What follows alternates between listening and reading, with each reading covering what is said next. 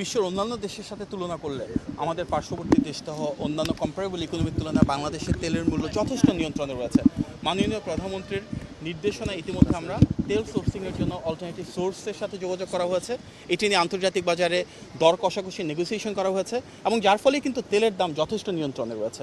এর পাশাপাশি যেটা অর্থের উৎসের কথা বলছেন, দেখুন একটা সরকারের মূল উদ্দেশ্য কী?